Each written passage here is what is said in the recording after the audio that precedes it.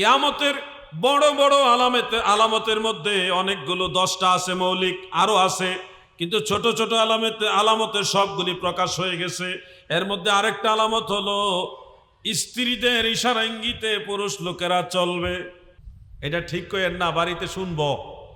স্ত্রীদের ইশারা ইঙ্গিতে পুরুষ লোক চলবে। পৃথিবীর সবচেয়ে বড় বুদ্ধিজীবী হলো হোম মিনিস্টার। আপনি কি বুঝেন? কিচ্ছু বুঝেন না। বাসায় গেলে, আপনার ঘরে গেলে বুঝবেন আপনি কিছুই বুঝেন না।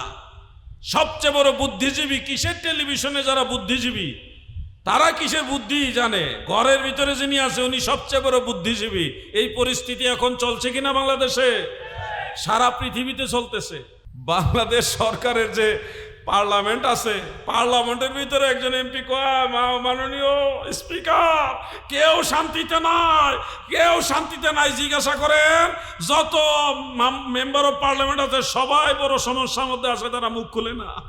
এটা কিয়ামতের একটা আলামত। যখন আপনার সামনে জিলজাল আসবে, এর আগে ঘটনাগুলি ঘটবে। দেখেন, আমি আপনাদের স্মরণ করাই দিচ্ছি। একজন প্রতিবেশী যদি আপনার কাছে বলে, ভাই সাহেব আপনার দাটা কুবানুর, একটা গাছ কাটার বা বাঁশ কাটার দা আছে না, যে আপনার দাটা আমারে একটু দেন তো, আমার এই কাজটা করে দেই। আপনি যদি না করে দেন, এইটাও একটা কিয়ামতের আলামত। এটাও একটা কি? কিয়ামতের আলামত। কোরআন শরীফ আল্লাহ তাআলা এই ব্যাপারে ইঙ্গিত করছেন, ওয়া আম্মাস সাইলা ফালা তানহার। তাফসীর ইবনে কাসীরের মধ্যে উল্লেখ। এটার কয়েকটা তাফসীরের মধ্যে একটা হলো, কোনো ফকির মিসকিন যদি আপনার কাছে ভিক্ষা চায় যে আল্লাহর ওয়াস্তে কিছু দেন, আমার আল্লাহ নবীকে বলতেছেন, হাবিব আপনি তাদেরকে ধমক দিয়েন না। যদি দিতে নাও পারেন, ধমক দিয়েন না।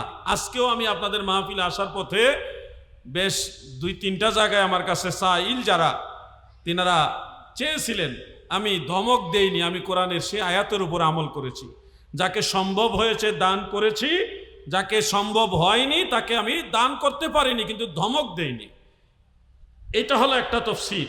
আরেকটা তফসির হলো, কোনো ভাই প্রতিবেশী যদি তার প্রতিবেশীর কাছে, ভাই ভাইয়ের কাছে, অথবা এক বোন আরেক বোনের কাছে, বোন বলতে প্রতিবেশী বোন, যদি বলে যে আপনার কড়াইটা আমাকে দেন, আপনার বড় ডেকটা আমাকে দেন, আমি একটু বেশি তরকারি রাঁধতে হবে, মেহমান বেশি আসছে। আপা বা অমুক, আপনি আমাকে একটা চামচ দেন বড় দেখে। এরকম যদি দৈনন্দিন জীবনে যেগুলি ব্যবহার হয়, এরকম জিনিস যদি কেউ চায় প্রতিবেশীদের, আপনি যদি তাকে না দেন অথবা ধমক দেন, আল্লাহর রাসূল বলেছে এটার কারণে আল্লাহ গুসা হয়, এটার কারণে আল্লাহ নারাজ হয়, এবং এটাও একটা কিয়ামতের আলামত। নাউজুবিল্লাহ বলেন। তাহলে আমরা আমাদের ব্যবহারের জিনিসগুলো প্রতিবেশীদেরকে দিয়ে সহযোগিতা করব ইনশাআল্লাহ বলেন। আমার দাদু ভাইরা, এবার কিয়ামতের আরেকটা আলামতের বিষয়ে আপনাদেরকে স্মরণ করায় দেই। শুনুন আমার ভাইরা, নবীজি বলছে তোমরা কোনো কাজকে হালকা ভাবে নিও না। ছোট্ট একটা গুনার কাজকেও হালকা হিসেবে নিও না। কেননা এই ছোট ছোট গুনাহ একসাথে হয়ে একদিন তোমার বিপদের কারণ হয়ে যাবে। অনেক গুনাহ আছে, অনেকে অবহেলা করে না, অনেক আছে না ভাই, অবহেলা করে, কইটা সুডো মাকরু, এটা মাকরু, না করলে অসুবিধা নাই। এই ধরনের বিষয় আমাদের সমাজে প্রচলিত আছে। কোনো গুনাহকে অবহেলা করতে নাই। আল্লাহর হাবিব রাহমাতুল্লিল আলামিন বলে, তুমি যদি সম্ভব হয় একজন মানুষের সাথে হাসি মুখে কথা বলো, এটার উসিলাও আল্লাহ তোমাকে দয়া করবে। সুবহানাল্লাহ বলেন। হাসি মুখে কথা বলা। আপনার স্ত্রী বাড়িতে আছে না, স্ত্রী যারা বিবাহিত তাদের স্ত্রী আছে, আপনার স্ত্রীর সাথে যদি হাসি মুখে কথা বলেন, এটা সওয়াব, এটা সদকা করার সমান সওয়াব। দান করলে, সদকা করলে যেই সওয়াব, আপনার স্ত্রীর সাথে হাসি মুখে কথা বললে ওই সমান সওয়াব। সুবহানাল্লাহ। এটা কিন্তু আপনারা চাইলে সহজেই করতে পারেন, কিন্তু করেন না তো। স্ত্রী সারা বছর এই বেচারি রান্না করে আপনাকে খাওয়ায়, একদিন যদি তরকারিতে লবণ কম হয়েছে, তাইলে এটা ধরতে অথবা লবণ কম হওয়ার কথাটা কইতে কিন্তু দেরি করেন না। কি রাঁধছ, লবণ দিছ না, এরকম আছে না ভাই? রাগ করবেন না। স্ত্রী 10 দিন রান্না করছে, একদিন একটু বেশ কম হতে পারে। যেদিন ভালো রান্না করে সেদিন তার প্রশংসা করেন না। করেন? ভালো রান্না করছে প্রশংসা করেন না। স্ত্রী জিজ্ঞাসা করে তরকারিটা কেমন হয়েছে, আপনি প্রশংসা তো করেন না, মোটামুটি। শুনুন, মোটামুটিও যদি ভালো রান্না করে, একেবারে ভালো যদি না হয়, মোটামুটিও যদি হয়, তারপরেও বলবেন তোমার রান্নাটা আজকে ভালো হয়েছে। তখন ওই মেয়েটা, ওই মহিলাটা যে সারা দিন কষ্ট করে তরকারি কোটাকুটি করেছে, রান্না করেছে, ধোয়া মোছা করেছে, সমস্ত পরিশ্রম তার সার্থক হয় এই ছোট্ট একটা প্রশংসার কারণে। আপনার স্ত্রী আগে বলছেন না শরম লাগবে, না শরমের প্রয়োজন নাই, এখন থেকে বলা শুরু করবেন। মাঝে মধ্যে বলবেন তোমার এই তরকারিটা আজকে খুব স্বাদ হয়েছে। যেদিন স্বাদ হবে না ওই দিন চুপচাপ থাকেন, দোষ ধরার দরকার নাই, প্রশংসা করবেন। তাহলে দেখবেন কাজের মধ্যে মনোযোগ বাড়ছে। কথা কি আপনাদের বিরক্ত লাগতেছে? এগুলি প্র্যাকটিক্যাল ওয়াজ প্রত্যেকের দরকার, প্রতিটি ঘরে ঘরে এই ওয়াজ দরকার। আপনার স্ত্রী শুনেন, মা বোনদেরকে দুইটা কথা বলি, মা বোনরা বেজার হবেন না। আপনারা সারাদিন পরিশ্রম করেন, সারাদিন কখনো স্বামীর সেবা, কখনো রান্নাবান্না, কখনো সন্তানদের লেখাপড়া, তাদের বিভিন্ন দিক দেখাশোনা, কখনো ঘর পরিষ্কার, কখনো বারান্দা পরিষ্কার, কখনো উঠান পরিষ্কার, কখনো শ্বশুর শাশুড়ি বিষয়গুলি দেখা, কখনো আপনার স্বামীর ছোট ভাই বোন যারা আছে তাদের বিষয়গুলি দেখাশোনা করা। অনেক পরিশ্রম করেন আপনারা, যেগুলি বর্ণনাতীত। পৃথিবীর অন্য কোনো রাষ্ট্রে মহিলারা এত কষ্ট করে না যত কষ্ট মহিলারা বাংলাদেশে করে। আমরা একটা মেয়েকে বিয়ে করলে মনে করি কর্মচারী আনছি ঘরের ভিতরে, এরকম মনে করি যে বিয়ে করে আনছি, এই মহিলা হলো আমার ঘরের কর্মচারী, সব করবে। কিন্তু ইসলামের শিক্ষা হলো না, বিয়ে করে এনেছো এটার অর্থ এই নয় যে সে তোমার কর্মচারী, সে তোমার সহধর্মিনী। সহধর্মিনী আপনার ধর্মের একটা সহকারী, আপনাকে ধর্মীয় কাজে সহযোগিতা করবে, আপনার দ্বীনের কাজে সহযোগিতা করবে। সে আপনার কর্মচারী নয়, সে আপনার চাকরানি নয়। যতটুকু সে ইচ্ছা করে করবে সেটা করবে, অন্যথায় তাকে কোনো কাজ চাপায়া দেওয়া যাবে না। এটা ইসলামের বিধান। ইসলাম নারীদের সম্মান দিয়েছে, নারীদের ইজ্জত দিয়েছে ইসলাম। কিন্তু আমরা মহিলাদেরকে মনে করি কর্মচারী। সারা দিন এই মহিলা কষ্ট করে, সে আপনার সুখেরও সাথী, দুঃখেরও সাথী। রাগ করতেছেন আপনারা? রাগ করলে কিছু করার না, এটা ঠিক কথা। এটা না, আপনারা ঠিক না বললেও এটা ঠিক। মহিলারা আপনার সুখেরও সাথী, আপনার স্ত্রী আপনার সুখেরও সাথী, দুঃখেরও সাথী। আপনি ভালো তরকারি আনলে ভালো খায়, যদিন ভালো তরকারি আনতে পারেন না সেদিন মন্দটাও আপনার সাথে শেয়ার করে। সুখের দিনও আপনার সাথী, দুঃখের দিনও আপনার সাথী। মনে রাখবেন, আপনার স্ত্রীকে অবজ্ঞা করবেন না। মা বাবা সবার উপরে, মা বাবার সাথে তুলনা দেওয়া যাবে না। মা বাবার পরে স্ত্রীর ব্যাপারেও আপনারা যত্নশীল হবেন, কারণ আপনি যখন অসুস্থ হবেন, এমন কিছু অসুস্থতা আছে যেগুলি সেবা আপনার মা করতে পারবেন, আপনার স্ত্রী করতে পারবে। অতএব তাকে যত্ন নিবেন, তার ব্যাপারে অবশ্যই গুরুত্ব দিবেন। রাগ করতেছেন নাকি? মহিলারা আমারে বলে দেয় নাই যে আমাদের পক্ষে ওয়াজ করেন, এটা ইসলামের পক্ষে বলতেছি, মহিলাদের পক্ষে না। ইসলাম নারীদের সম্মান দিয়েছে, ইসলাম নারীদের ইজ্জত দিয়েছে, এটা মেনে নিতে হবে আপনাকে। ওই নারীকে আপনার সম্মান করতে হবে যেই নারী আপনাকে গর্ভধারণ করেছে। ওই নারীকে আপনার ইজ্জত দিতে হবে যেই নারীর দুধ পান করে আপনি ছোট শিশু থেকে বড় হয়েছেন। ওই নারীকে আপনার ইজ্জত দিতে হবে যেই নারী আপনাকে প্রস্রাব পায়খানা পরিষ্কার করে শিশুকাল থেকে আপনাকে বালক পর্যন্ত ইয়ে করেছে, এরপরও আপনার দেখাশোনা করে। মা যতদিন বেঁচে থাকে ওই মায়ের মতো আপন দুনিয়া তার কেউ হয় না, ঠিক কিনা বলে? রাগ করবেন না, আপনারা এই কথাগুলি সিরিয়াসলি নেবেন। আমাদের প্রত্যেকটা ফ্যামিলিতে মা বাবার ব্যাপারে আমরা উদাসীন। পরিবারের ভাইয়ের সাথে ভাইয়ের মিল নাই, স্বামী স্ত্রী ঝগড়া, এক বছরের ভিতরে কয় হাজারবার ঝগড়া হয়েছে হিসাব নাই। কেন ঝগড়া হয় জানেন? একজনের সাথে আরেকজনের সমন্বয় নাই। সমন্বয় মানে কি?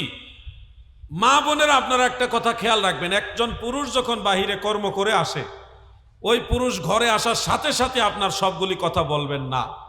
তাকে ফ্রেশ হতে সময় দিবেন, তাকে পানি পান করাবেন, খাবার দিবেন। সে যখন মোটামুটি ক্লান্তিটা দূর করে একটু বিশ্রাম নিবে, তখন আপনার কথাগুলো বলবেন।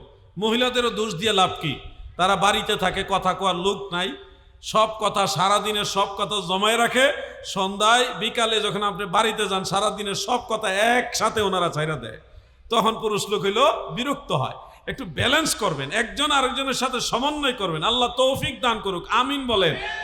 আমার দাদু ভাইয়েরা গো, স্ত্রীদেরকে মূল্যায়ন করবেন, এটার অর্থ এই না যে তাদের ইশারা ইঙ্গিতেই চলবেন।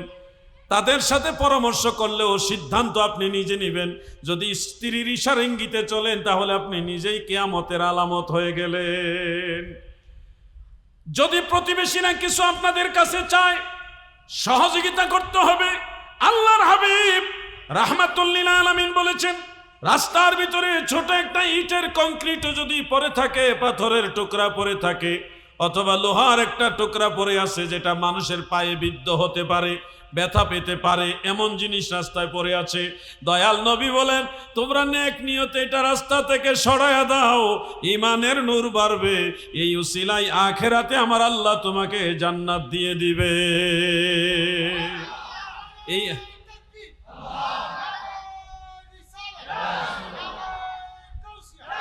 আজকে এই মাহফিলে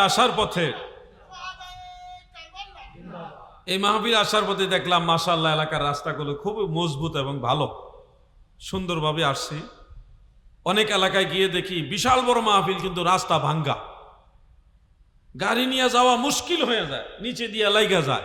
কিন্তু এই এলাকা মোটামুটি ভালো, আমরা গাড়ি নিয়ে খুব খুব সুন্দরভাবে আসতে পারছি। তো যেই এলাকায় রাস্তা ভাঙ্গা তাদের জন্য উচিত মাহফিল ছোট কইরা রাস্তা ভালো করা। কথা বুঝতে পারছেন? রাস্তা ভালো করার পরে আপনারা মাহফিল বড় করবেন। আর যে এলাকার রাস্তা ভাঙ্গা ওই এলাকার মাহফিল ছোট করেন, রাস্তা আগে ভালো করেন, ওইটা বড় ইবাদত। আপনি যদি রাস্তার কাজটা করেন, এই রাস্তায় যত মানুষ হাঁটবে তত মানুষের নেকি, সওয়াব, সদকায়ে জারি হিসেবে আপনি পেয়ে যাবেন। যেটা মাহফিলে পাবেন এর চেয়ে বেশি ওটা পাবেন। রাগ করতেছেন নাকি আপনারা? আপনাদের এলাকার রাস্তা ভালো, রাগ করতে কোনো কারণ নাই। অনেক এলাকায় আপনাদের চট্টগ্রামে আমি কিছুদিন আগেও এক মাহফিলে গেছি, বরুমসরা থেকে আরো ভিতরে আনোয়ারা, ওরে আল্লাহ এমন রাস্তা, ডিজিটালের উপরে ডিজিটাল,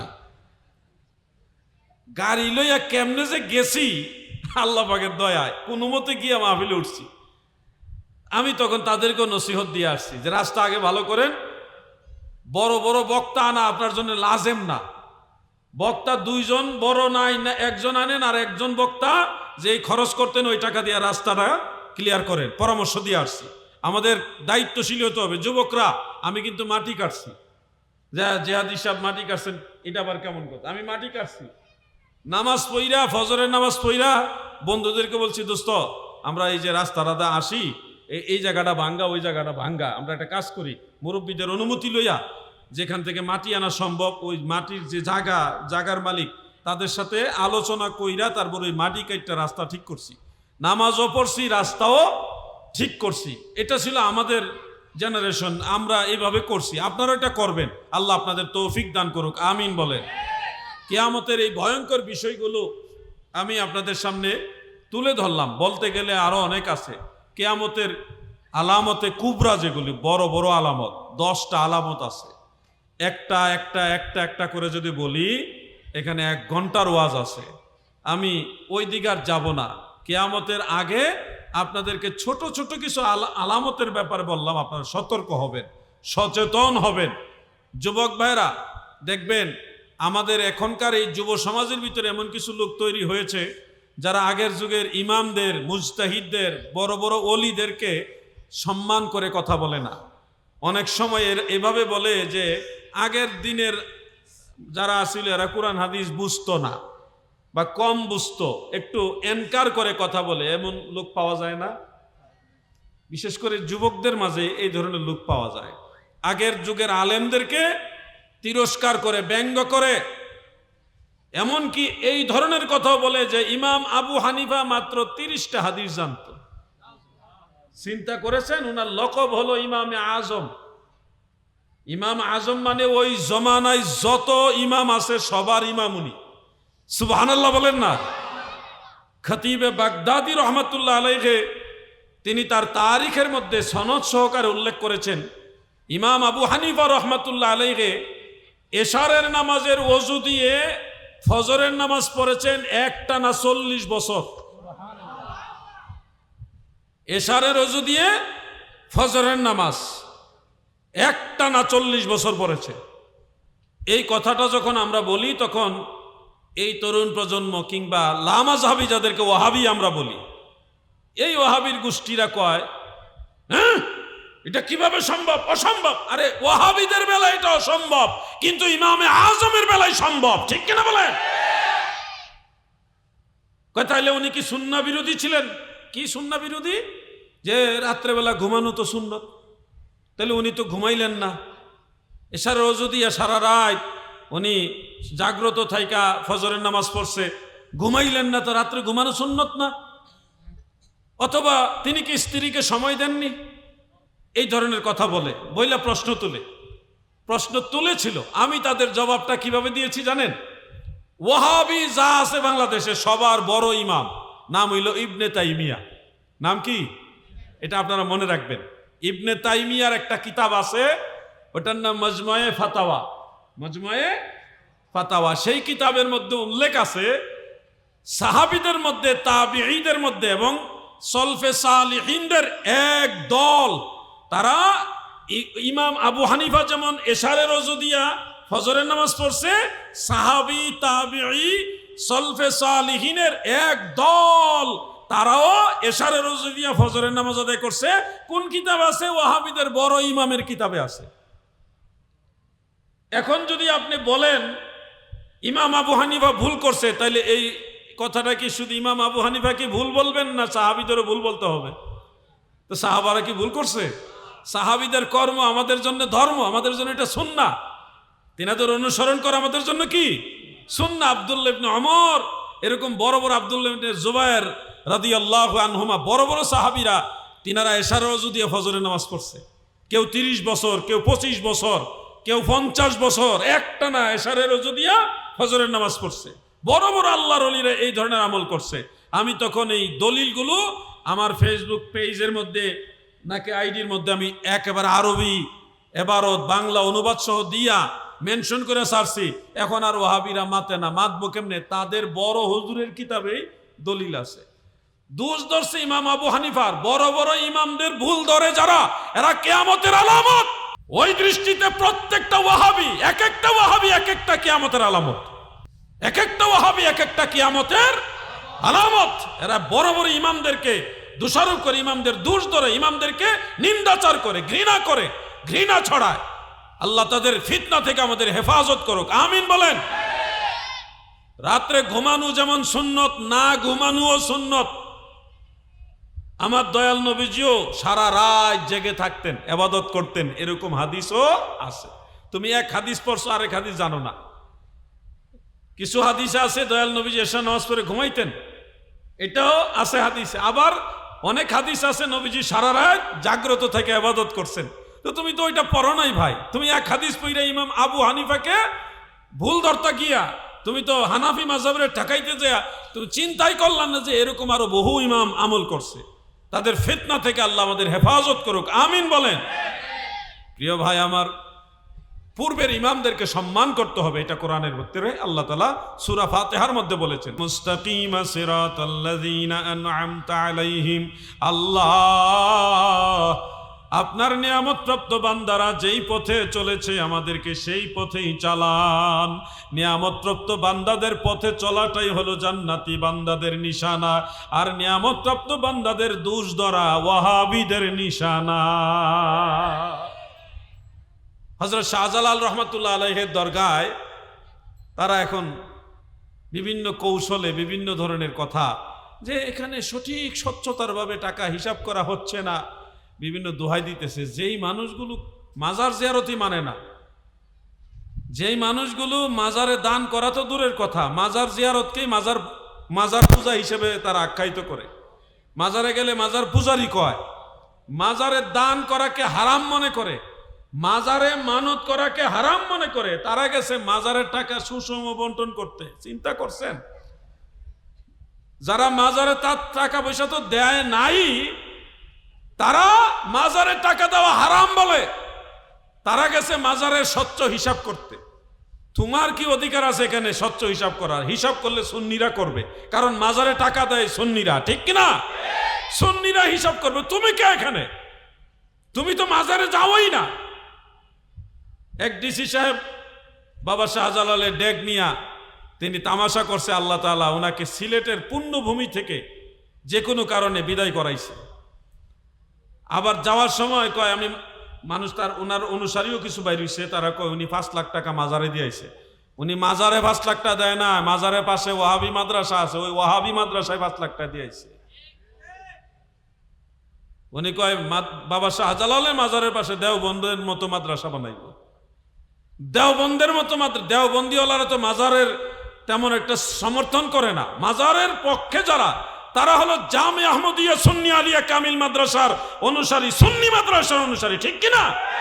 অতএব শাহজালাল রহমতুল্লাহ আলাইহির মাজারের পাশে মাদ্রাসা হলে দেওবন্দের মতো নয়, আজহার ইউনিভার্সিটির মতো সুন্নি মাদ্রাসা হবে, ঠিক কিনা বলে? স্বচ্ছতা অস্বচ্ছতা এগুলি প্রত্যেকটা জায়গাতেই থাকতে পারে। মসজিদের হিসাব নিয়েও তো অনেক সময় অস্বচ্ছতা হয় না? সেখানে আরো শক্তিশালী কমিটি করে তখন এই হিসাবের স্বচ্ছতা নিয়ে আসা হয়। কমিটিকে আরো পিওর হিসেবে, পিওর একটা কমিটি হিসেবে গণ্য করা হয়। তো বাবা শাহজালাল রহমতুল্লাহ আলাইহি তিনি নিঃসন্দেহে আল্লাহর ওলি। তিনার দরবারের ব্যাপারে কোনো ধরনের যদি ষড়যন্ত্র হয়, কোনো ধরনের যদি কুটচাল হয়, তাহলে সুন্নি নবী প্রেমিকরা এটা রুখে দিবে ইনশাআল্লাহ। এই মাজারের খাদেম যারা আছে তারা কারা জানেন? তারা হযরত শাহজালাল রহমতুল্লাহ আলাইহির সফর সঙ্গী। তো টোটাল তো 360 জন আউলিয়া ছিল, এর মধ্যে একজন ওলি বাবা শাহজালালের সাথে এসেছিলেন। উনার আওলাদ হলো ওই বাবা শাহজালালের মাজারের খাদেম যারা, তারা আছে ওখানে। 300টা পরিবার আছে। ওনারা হযরত শাহজালাল রহমতুল্লাহ সফর সঙ্গীর বংশধর। 700 বছর ধরে এখানে অবস্থান করতেছে। এবং ওই মাজার সহ মাজারের আশেপাশে যে দরগা, এটা কিন্তু কোনো ওয়াকফ স্টেট না, এটা কোনো ওয়াকফ করা জমি না, এটা প্রাইভেট প্রপার্টি। ওই জমির মালিক হলো ওই 300টা ফ্যামিলি। এই মাজারের যে দরগার জায়গা, এটার মালিক হলো ওই 300 ফ্যামিলি। Private property. আপনার বাড়ির মালিক যেমন আপনি, ওই মাজারের দরগারের যে সম্পত্তি, এটার মালিক হলো 300 ফ্যামিলি। এটা ওয়াকফ স্টেট নয়।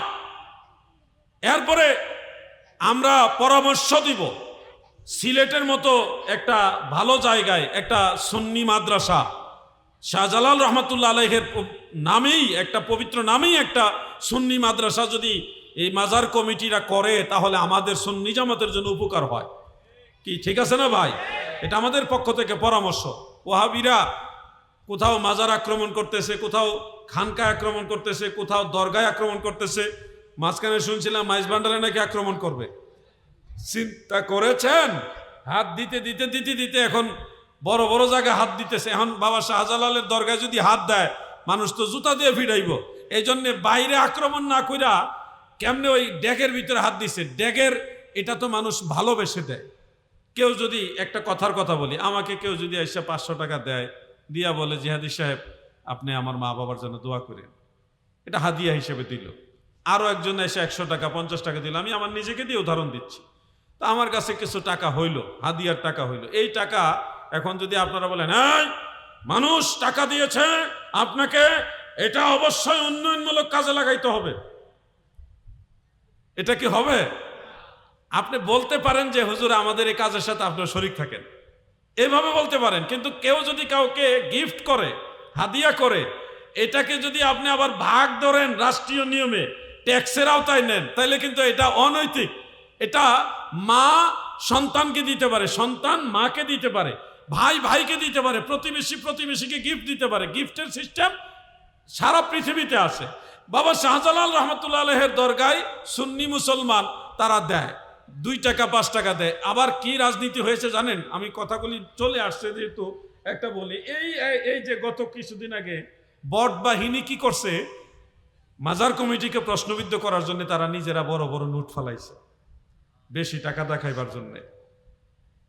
বুঝছেন? বড় বড় নোট ফালাইছে যে স্বর্ণটন এগুলি উঠে, ওই টাকার পরিমাণটা বেশি দেখাইবার জন্য এই বট বাহিনী তারা টাকা ফালাইছে। যার কারণে দেখা গেছে অতীতের যে এটা সব একটা স্বাভাবিক নিয়ম আছে না, যে কত টাকা উঠে প্রত্যেক মাসে, এর চেয়ে বহু গুণ বেশি টাকা। ঘটনা কিরে? ঘটনা হইল ওই টাকা বেশি দেখা মানুষের কাছে এই মেসেজ দেওয়া, এই দেখেন মাজার কমিটি প্রতি মাসে 3 দিনে এত টাকা উঠছে, তাহলে মাসে কত টাকা, বছরে কত টাকা, সব খাইয়ে ফেলছে। কিন্তু এনে যে বট বাহিনী রাজনীতি করছে, ধরা খেয়ে গেছে। আল্লাহ তাদেরকে হেদায়েত দান করুক, আমিন বলেন। আসলে আপনাদের সাথে কথা বলে ভালো লাগতেছে। আবার অনেক বিষয়, আমার ভাই কই গেছে, কই আপনি তো আছেন, উনি কই গেছে? আচ্ছা, এখন আমি দ্বিতীয় বিষয়টা নিয়ে একটু কথা বলি। সূরা জিলজালের আরো কিছু কথা আছে, যেমন ফামান ইয়ামাল মিসকালা যাররাতিন খাইরান ইয়ারা ওয়া মান ইয়ামাল মিসকালা যাররাতিন শাররান ইয়ারা। এই যে একটা কথা, এটা আপনারা একটু খেয়াল রাখবেন। আমি একবার এক জায়গায় ওয়াজ শুনতেছি জুমার দিনে, তাও 10-12 বছর বা 8-10 বছর আগে।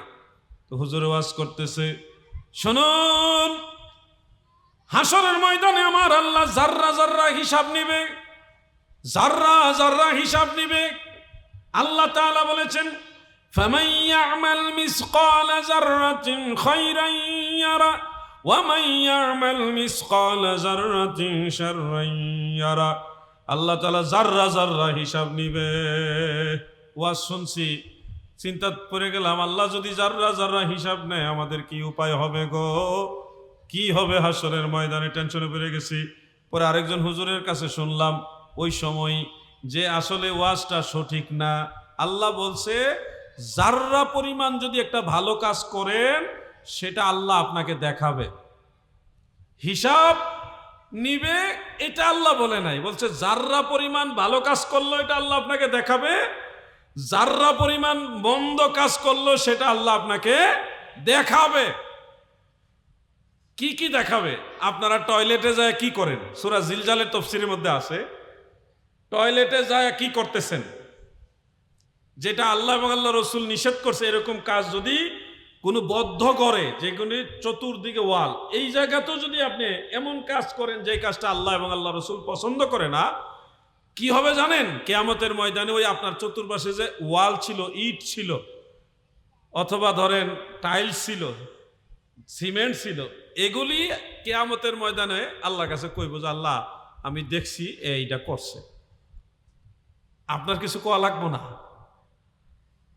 আল ইয়াউমা নাখতিমু আলা আফওয়াহিহিম, আল্লাহর মুখ, আল্লাহ তাআলা আপনার মুখ বন্ধ করে দিবে, কিন্তু হাত পা এগুলির জবান খুলে দিবে। আর আপনি যে ঘরের ভিতরে কি করছেন, রাস্তাতে হেঁটে গেছেন, ওই মাটি আপনার কি করছেন, পাপ কাজ করছেন, মাটি বলে দিবে, ওয়াল বলে দিবে, পাথর বলে দিবে, ইট বলে দিবে, এগুলো সবগুলোর জবান আল্লাহ খুলে দিবে, বলে দিবে। আপনি লুকাইতে পারবেন না, আপনার মুখ বন্ধ করে দিবে আল্লাহ, আপনার জবান বন্ধ করে দিবে, কিন্তু যেখানে যা কিছু করেছেন সবগুলো অটোমেটিক সবাই বলে দিবে কিয়ামতের ময়দানে। ফাঁকি দিবেন কোনো কায়দা নাই। আবু দাউদ শরীফ এবং তিরমিজি শরীফের মধ্যে একটা হাদিস উল্লেখ, রাসূল করিম সাল্লাল্লাহু আলাইহি সাল্লাম বলেছেন যে কিয়ামতের আগে এমন একটা সময় আসবে মানুষ তার জুতার ফিতার সাথে কথা বলবে। জুতার ফিতা, জুতার ফিতা চিনেন তো আপনারা, ফিতার সাথে কথা বলবে। আরেকটা হাদিস ওইটার মধ্যে উল্লেখ আছে, মানুষ চাবুক ব্যবহার করে অথবা লাঠি ব্যবহার করে না চলার জন্যে, ওই লাঠির সাথে মানুষ কথা বলবে, বা লাঠি মানুষের সাথে কথা বলবে। আরেকটা রেওয়ায়েত, প্রিয় নবীজি বলেছেন মানুষ তার উরুর সাথে কথা বলবে। এই যে উরু, পায়ের উপরি অংশ, উপরি ভাগ, এই অংশটা উরু, এটাও মানুষের সাথে কথা বলবে। এবং কিভাবে কথা বলবে? আপনারা হয়তো আশ্চর্য হইতেছেন নাকি? এই জমানায় আশ্চর্য হওয়ার কিছু নাই। মানুষের স্কিনে, আপনি জানেন আধুনিক সায়েন্স কতটুকু পড়ে গেছে। মোবাইল এখন আর এই মোবাইল অনেকে ব্যবহার করে না, এই যে এটা তো এই যে মোবাইল না, এগুলি ব্যবহার করে না। হাতের স্কিনের ভিতরে মোবাইল, একবারে চামড়ার সাথে ম্যাচিং করা, মিক্স করা, এমনিতে চামড়া হাত, কেউ কল্পনাও করবে না তার এখানে একটা মোবাইল আছে। এমন একটা পর্দা, যেই পর্দাটা শরীরের সাথে মিশে থাকে, এমনি দেখলে কেউ ভাববে না তার এই হাতের ভিতরে একটা পর্দা বা মোবাইল লাগানো আছে। কিন্তু সে যখন আঙ্গুল দিয়ে টাচ করবে তখন অটোমেটিক মোবাইলে যেমন নাম্বার টাম্বার যা কিছু আছে সব ভাইসা ওঠে, এখানে কথা বলতে পারে, সব কিছু করতে পারে।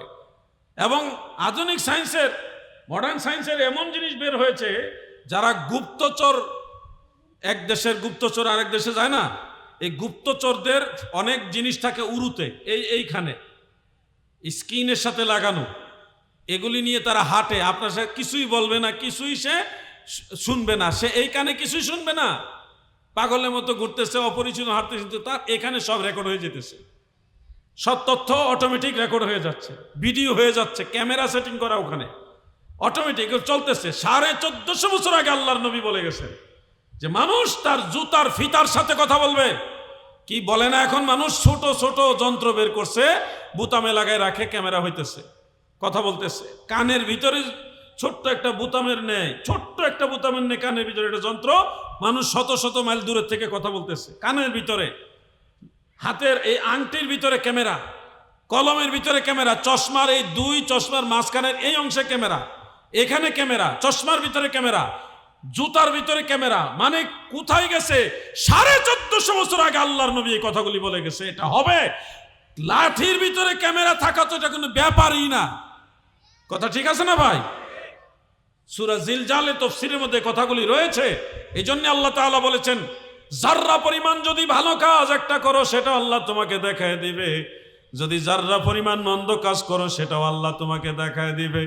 সবাইকে ফাঁকি দিতে পারলেও আমার আল্লাহকে ফাঁকি দেওয়া যায় না।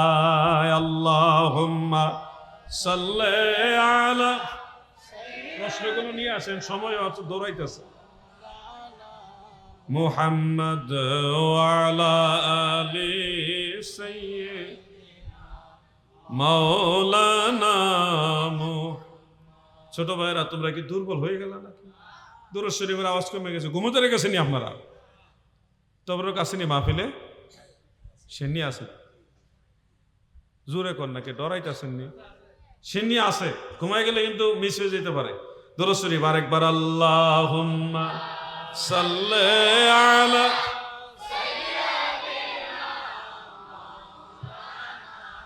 মুহাম্মদ ওয়া আলা আলি সাইয়্যিদিনা। সুন্নি যুবক ভাইয়ের আমার, সারা দেশে মাজারের বিরুদ্ধে বিভিন্ন ষড়যন্ত্র চলতেছে, বিভিন্ন দরবারের বিরুদ্ধে ষড়যন্ত্র চলতেছে, পীর মাশায়েখদেরকে প্রশ্নবিদ্ধ করার জন্য বিভিন্ন ষড়যন্ত্র চলতেছে।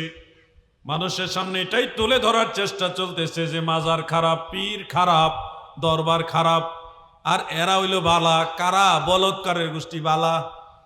এমন কোন দিন নাই যেদিন বলৎকারের নিউজ পাই না। ছোট ছোট বাচ্চারা তাদের কাছে নিরাপদ না, এগুলি ডেঞ্জার। এই ওয়াহাবি খারেজিদের মাদ্রাসায় সন্তান পড়াবেন না। রাগ করবেন নাকি আপনারা এগুলি বললে? সন্তানদের মাদ্রাসা দিবেন না। গোটা জাতিকে আল্লাহ তাআলা এই ফিতনা থেকে হেফাজত করুক। ওই কওমে লুতের পুরা খাসিয়তটা তাদের ভিতরে, এইটার নামও কওম, আবার এই নামটা আবার ভাগ করে লইছে। কত দরবার বাংলাদেশে, কোন দরবারের মাদ্রাসায় বলৎকার হইছে এরকম খবর পাইছেন? বলৎকার খালি হিটা তয় কেন বুঝলাম না। আল্লাহর ওলিদের দরবারে তো মাদ্রাসা আছে, প্রায় সব দরবারই তো মাদ্রাসা আছে, কোথাও তো এই কাহিনী হইতে শুনি না। শুধু শুনি ওই মন্দির পূজারী যারা আছে এদের মাদ্রাসায় দুর্ঘটনা করতেছে।